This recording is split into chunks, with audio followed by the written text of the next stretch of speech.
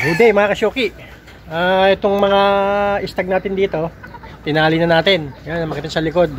Nakatali na sila. Ang ginawa natin ay after 2 weeks natin inilagay sa fly pen. Saka natin tinali. Nang sa ganun hindi masyadong mailap. Yung iba medyo namilay, no? Ganun pa man, okay na. Okay na, naka-adjust na sila sa talian, sa tipe. Kaya ito sila ngayon, no? Kaya papakita ko sa inyo isa-isa.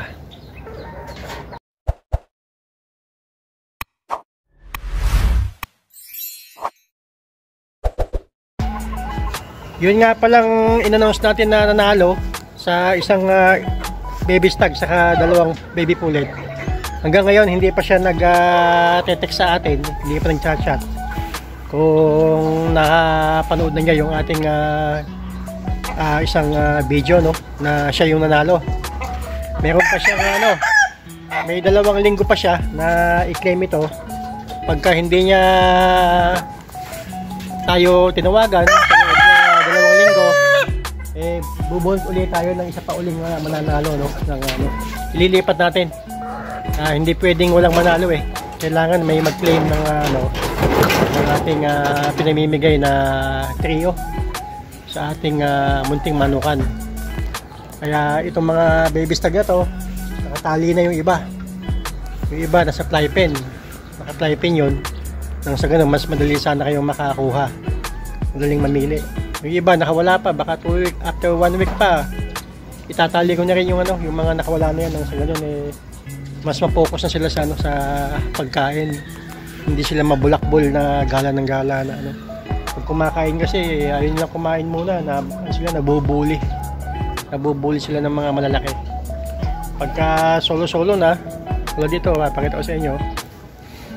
Pagka ganyan, solo-solo na, nakatali na, ito yung pagkain nila, talagang ganito. Swerte ng kung ito yung makukuha niya, yung ganitong sweater, yan, malaki na yan. Kaya hindi ko alam bakit hindi pa siya tumatawag sa atin. Kasi palagay ko hindi pa siya nag-o-open ng hindi siya masyado nag-o-open ng kanyang YouTube ngayon. Ito natanggal ang buntot, nagdulugon kasi. Ito naman, yan, nung kalisahin natin medyo namili ng konti. Kaya nilipat natin ng konti sa kaliwa. Kaya kagaganda. Magli5 buwan na sila. 1 linggo pa ay magli5 buwan na. Ayan,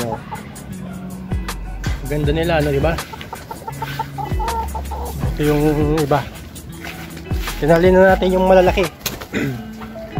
Malalaki yan mga buo na ang katawan. Kaya lang yung kanilang mga buntot naman ay naglugong. Ito yung iba. 1 linggo itatali na to. Ayan. Next week tatali na yung mga yan. Naka 1 week na sila dito sa fly pen. Ayan, naka-adjust sila. Paglabas niya, pag tinali mo yan, matatapang na to. Mga lumalaban na ito yung ating ating mga nilagay sa fly pen na hinuli. Yung mga nangaaway na kasi, kaya tayo ay pinulong natin sila. So ayan. Antabayan na natin yung yung nanalo natin na taga saan ba yun? Taga Imos, Cavite. Kung hindi ako nagkakamali. Hanggang ngayon naman wala pa siya.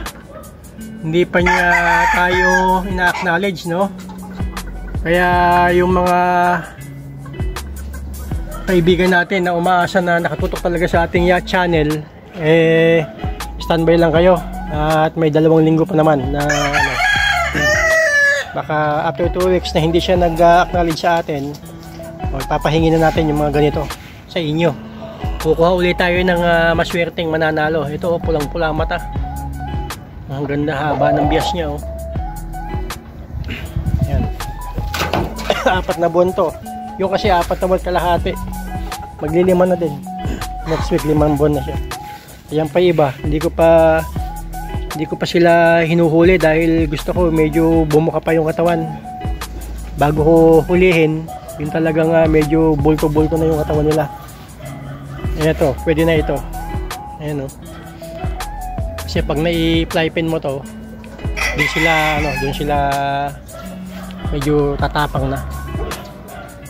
Ayan, medyo nagkakaano na kasi. Kaya kailangan natin sila ikulong. Dahil yun na, tumatawid-tawid na sa kabilang bakod. Kaya bumabalik pa naman. O ayan. Ito yung mga pulit. Ang lalaki ng ating inahin. Ayan o, mga pulit yan, mga kapatid nila. Hindi yung iba. Ayan. Ito, mga ano pa siya, mga 2 weeks bago din natin itali yung mga yan. Papabulas natin yung kanyang katawan. Pagka bumuo na, pwede na silang ilagay sa fly pen. At itong mga nasa fly pen na to, ito naman yung ating tatali. Kasi ito, buo na ang katawan nito. Ayan, no? Makikita mo sa likod niya, talagang ano na siya, bulto na yung kanyang katawan, maganda na, na-develop na. Tulad ng ginawa ko dito sa mga nakatali na to, pinabulto natin yung katawan, kinakain natin ng pellet. Pellet na yung kinakain nila, hindi tulad itong dati. Ito, wet feeding pa sila dati. Ayan. Nung nag-ano tayo ng pellet, doon na nag-develop yung kanilang katawan. Gumanda na. Ayan. Ayan na. Kandidato na to sa TP next week. Ayan. Yung mga nasa fly pin na to. Yan yung ating susunod na itatali. Madami to eh. Kaya masikip lang yung ating pwesto. Kaya naka-fly pin yung iba. Ito yung ginamit natin na inahin, ano? Yung mga nanay nila. Ito yung sweater Boston na ginamit natin. Ayan yung nanay nila. Yung ginamit sa kayon. Yung dalawa nakabukod kasi pag pinisama-sama ko nag-aaway-aaway. Kaya next week itong inahin na to, saka yung lahat ng mga babae, ano natin, nalagyan natin sa kulungan, sama-sama na silang lahat doon. Ayan, mga 2 weeks pa to, medyo kulang pa ang katawan. Dahil yung iba, nabubuli sila, yung malalaki. Ayan, yung mga malalaki na yan, sila yung mas nauunang kumain eh. Sila yung nabubusog na muna. Bago yung mga maliliit. Kaya medyo na napag-iiwanan. Ito, mga kandidato na to sa susunod na linggo na ilalagay sa fly pen. Kukuha tayo ng 15 na lalaki. Mag-iiwan tayo ng 7 kasi 22 na lang yung nakawala. Tapos 15 yung nakatali sa fly pen. Kaya madami-dami din. Ito, tumatapang na to eh. Ito yung isa pinakamaganda. Yung paipang. Ito medyo nabansot ng kaunti. Pero hahabol pa yan. Kita, pulang-pula yung ganda ng mata. Pulang-pula. Ayun, nahabol pa yan. Pagka 5 na lang sila dyan na nakawala, sila na lang yung kumakain. Sila na yung magiging siga-siga. Yung mga laban na namubushit na eh. Kaya kailangan to next week i-fly pen na. Yung pulang-pula mata oh. Napakagandang manok. Quality itong mga to. Kasi quality din yung ginamit natin na broadcock. At yung mga inahin natin eh magaganda din naman yung ating inahin. Tapos yan. Yan ang tayo pipili ng mga At sa susunod nga pala, sa December, tayo ay may pamaskong handog na mga pulit, no? Namimigay tayo ng 3 pulit naman sa December. Yun ay ating panghabol sa inyo na yung mga walang pulit. Yan, bibigyan ko kayo ng mga alaga ninyong pulit. Sa December yan, pamaskong handog sa inyo. Bibigyan ko kayo ng magagandang pulit na pwede nyong gamitin sa inyong munting manukan din naman. Kung sa ganun ay kayo, may magamit kayo sa inyong mga pagmanok. Ayan mga ganda lahat. Ayun, panlaban sana yung white na yun, kaya lang na ano yung mga pack niya na pagbabali. Kaya hindi ko na siya ilalaban. Ayun, napakagaling pa naman. Ito yung napag-champion natin nung sa Matindig. Yung white na yan. Saka yung pula na yan, yung pula. Yan. Dito tayo, dry feeding ang ating pang maintenance. Ito 2 times winner naman. Yan, medyo mababa lang kaya hindi pwedeng gamitin yung broadcast Ito medyo pwede dahil pataas-taas yung puti. Yan, yung kailang patuka.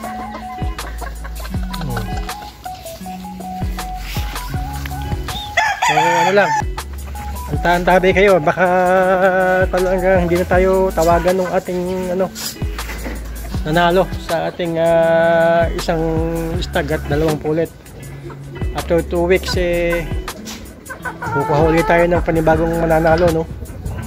At nakita naman ninyo yung aking pinakita ng mga stag. Hindi kayo na kukuha dito. Standby lang. Lagi yung subaybayan yung aking mga video, no? Tayo palagi may pinapahingi dito.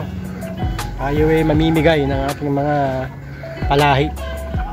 Paibahagi naman sa inyo yung aking mga pinalahi, masubukan ninyo. Yan. Next week punong-puno na to. Puno na nakatali. Yan sila, yung mga nakakawala na yan, ipaplaypin na natin, saka itatali na natin yung kanilang pagkain ay nakakakain sila na mabuti. Madali lang pabukahin yung mga ganitong mga baby stag. Mabilis maging ang bulto ang katawan. So salamat sa lahat ng mga subscribers natin. Sa mga bago lang sa ating channel, huwag niyo kalimutan na paki-subscribe ang ating YouTube channel at i-click din natin ang notification bell. Nang sa ganun maging updated kayo sa ating mga video na ipapakita na malay nyo, isa kayo sa manalo sa susunod na pamaskong handog. At yung after 2 weeks na ating pamimigay, kung hindi pa siya mag-acknowledge, ibigay natin sa inyo ng panibago, yung bagong makakakuha naman ulit na mananalo ng isang stag na tulad ng mga ganito. Yan. Yan sila, Mimili kayo dyan. Isang stag saka 2 pulit. So salamat mga kasyoki. God bless.